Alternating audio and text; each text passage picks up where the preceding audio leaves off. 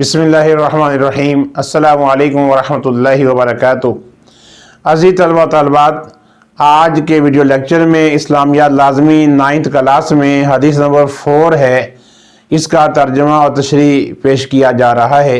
اس سے پہلے آپ سے ایک چھوٹی سی گزارش ہے کہ اگر آپ نے ابھی تک ہمارے چینل فیضان-e-Islamyat کو سبسکرائب نہیں کیا تو سبسکرائب کیجئے، اس کی ویڈیوز لائک کیجئے، دوستوں سے شیئر کیجئے۔ حدیث نمبر 4، من صلی علی مرتن فتح اللہ لہ بابا من العافیہ۔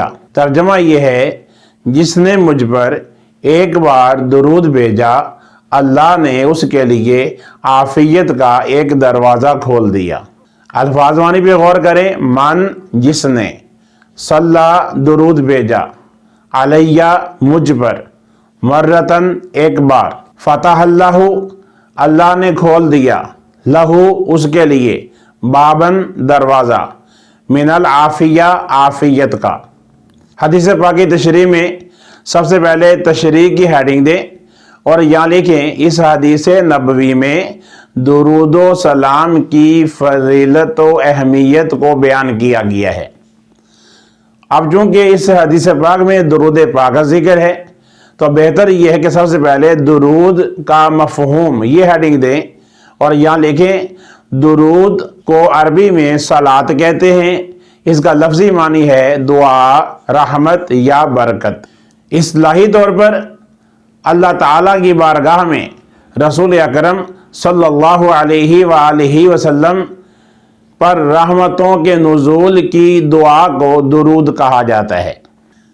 نیکسٹ ہیڈنگ دیں، محسن انسانیت، اور یہاں لکھیں کہ نبی اکرم حضور خاتم النبیین صلی اللہ علیہ وآلہ وسلم محسن انسانیت ہیں۔ آپ نے تمام انسانوں کو دنیا اور آخرت میں کامیابی کا راستہ دکھایا اور اپنی زندگی اور عمل سے اسوہ حسنہ پیش کیا۔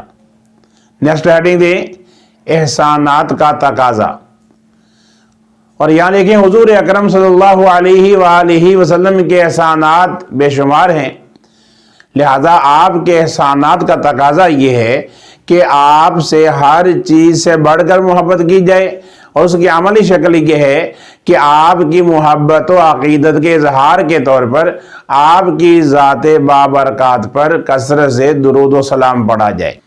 آگے آپ ہیڈنگ دیں، درود کا قرآنی حکم، اور یہاں لکھیں کہ اللہ تبارک و تعالیٰ نے سورۃ احزاب میں درود پاک کے بھیجنے کا خود حکم دیا ہے۔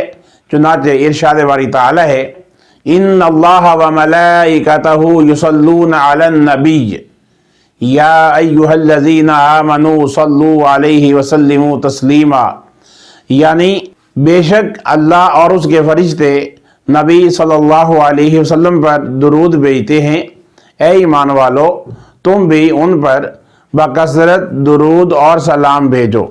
نیکسٹ ہیڈنگ دیں، درود کی تاکید، اور یہاں لکھیں، درود پاک کا اللہ تعالیٰ نے قرآن پاک میں حکم دیا ہے اور احادیث نبویہ میں بھی رسول اکرم صلی اللہ علیہ وآلہ وسلم نے درود بھیجنے کی تاکید فرمائی ہے۔ ایک حدیث پاک ہے، نبی اکرم صلی اللہ علیہ وآلہ وسلم نے فرمایا، قیامت کے دن میرے سب سے زیادہ قریب وہ شخص ہوگا جس نے مجھ پر سب سے زیادہ درود پڑھا ہوگا۔ ایک اور حدیث پاک ہے، نبی اکرم صلی اللہ علیہ وسلم ارشاد فرماتے ہیں، جس نے مجھ پر ایک مرتبہ درود پڑھا، اللہ تعالیٰ اس پر 10 رحمتیں نازل فرماتا ہے۔ اسی طرح رسول اکرم صلی اللہ علیہ وآلہ وسلم نے درود نہ پڑھنے والوں کے لیے وعید بھی ارشاد فرمائی۔ آپ نے فرمایا، جو مجھ پر درود پڑھنا بھول گیا وہ جنت کا راستہ بھول جائے گا۔ لہذا ضروری ہے درود پاک کی اس تاکید کے پیش نظر ہم رسول اکرم صلی اللہ علیہ وآلہ وسلم کی ذات پر درود پاک پڑھنے سے غفلت نہ برتیں۔ نیکسٹ ہیڈنگ دیں، درود بھیجنے کا صلہ، اس میں آپ لکھیں گے کہ رسول اکرم صلی اللہ علیہ وآلہ وسلم نے درود بھیجنے کا صلہ خود اس حدیث پاک میں بیان فرما دیا ہے کہ جس نے مجھ پر ایک بار درود بھیجا اللہ تعالیٰ اس کے لیے عافیت کا ایک دروازہ کھول دیتا ہے۔ گویا درود و سلام کی بڑی فضیلت ہے، اس کا بڑا اجر و ثواب ہے۔ رسول اکرم صلی اللہ علیہ وآلہ وسلم پر درود و سلام پڑھنے کے لیے کوئی وقت متعین نہیں ہے، جب چاہیں، جس وقت چاہیں، جہاں چاہیں رسول اکرم صلی اللہ علیہ وآلہ وسلم کے لیے دعائے رحمت کر سکتے ہیں۔ درود کے صیغے بھی مختلف ہیں، جس طرح بھی چاہیں رسول اکرم صلی اللہ علیہ وآلہ وسلم کی بارگاہ میں درود و سلام کا تحفہ پیش کریں۔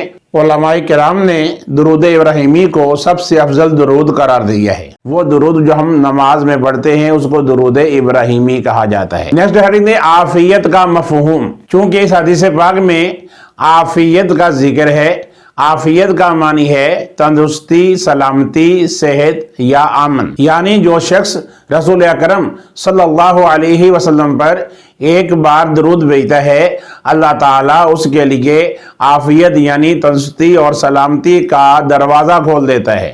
لاسٹ ہیڈنگ دیں حاصل حدیث، اور اس میں یہ لکھیں کہ رسول اکرم صلی اللہ علیہ وآلہ وسلم پر درود و سلام پڑھنے کے بڑے فضائل ہیں، لہٰذا ہمیں چاہیے کہ ہم بھی بکثرت درود و سلام پڑھتے رہیں تاکہ اللہ تعالی ہمیں بھی بے شمار اجر و ثواب عطا فرمائے، عافیت، تندرستی عطا فرمائے اور رحمتوں کا حقدار بنائے۔ عزیز طلبہ، آپ نے آج کا ویڈیو لیکچر ملاحظہ کیا۔ امید ہے کہ امتحان کی تیاری کے سلسلے میں یہ لیکچر آپ کے لیے مفید رہے گا۔